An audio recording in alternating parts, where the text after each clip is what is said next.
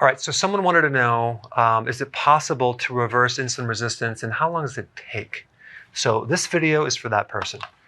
First of all, what is insulin resistance?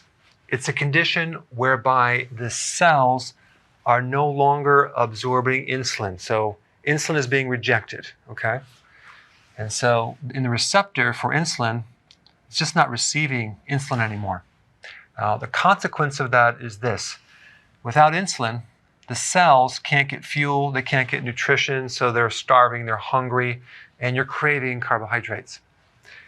There's a little signal sent back to the pancreas because it's not getting absorbed inside the cell that tells the pancreas, hey, we don't have enough insulin, make more. So then the pancreas makes more and more insulin. So an average person with insulin resistance has 5 to 7 times more than normal. The problem with this is that this high level of insulin creates damage in the body. Also, the fact that it's not getting into the body that well, it can raise your blood sugar. So you got high blood sugars because the purpose of insulin is to lower the blood sugar. So we have this dynamic of the hormone trying to do its work, but it can't. So then it can't control the blood sugar, so it can start going higher and higher and higher. Yet at the same time, the cells are starving, they're hungry, and if you have insulin resistance in the brain, then if they can't get fuel, they die. That's Alzheimer's. Okay, so that's really what it is. So what causes insulin resistance? The overexposure of insulin. Okay, what causes that? The chronic consumption of carbs and eating too frequent, okay? Frequent meals and snacking. How do we fix this problem? Well, you just reverse the process and you do prolonged absence of insulin. So we just avoid the triggering of insulin over a period of time. Because here's the problem.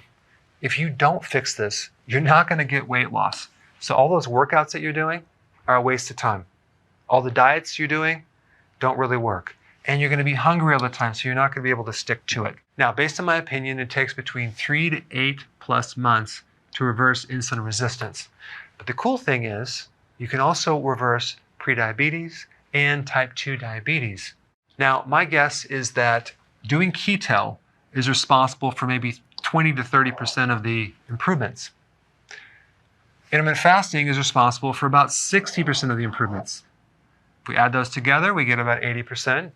But if you do the healthy version of keto with intermittent fasting together, you can get 90+% results. Why? Because the healthy version of keto itself supplies the key nutrients, okay, zinc, vitamin D, chromium, potassium, magnesium, the B vitamins, to help speed up the process. And if you want to enhance and speed up your results, you would add these things: exercise, reduce your stress, increase sleeping, certain supplements to take more of certain nutrients that target the beta cells of the pancreas that are involved in insulin resistance. And the way that you know that insulin resistance is going away, you can do a test called HOMA-IR,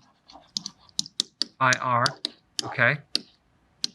But honestly, I would just look at these 6 things, okay? Number 1, is your hunger going away? Can you go longer between meals without eating? How about your belly fat? Is it disappearing? That means the inside of the fat around the organs is going away, especially the liver fat as well. Is your blood pressure going down? Now here's the thing, when you have high insulin or high sugars, the arteries get really, really stiff. And when you do healthy keto and intermittent fasting I would also recommend more vitamin D with this, you can improve blood pressure. But sometimes it takes up to a year to get this under control. Next one, good blood sugars.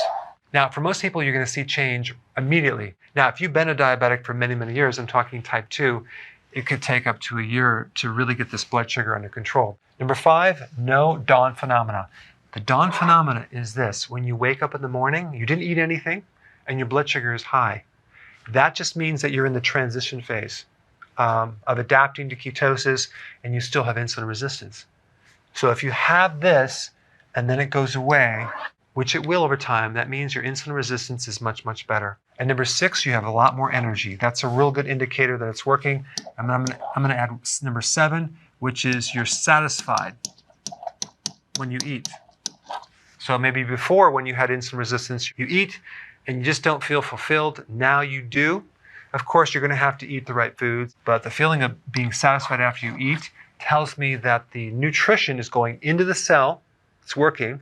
That means that you no longer have that resistance, because with insulin resistance, that blocks the nutrients going in the cell. It's hard to feel satisfied with food. Anyway, thanks for watching, and I will see you in the next video.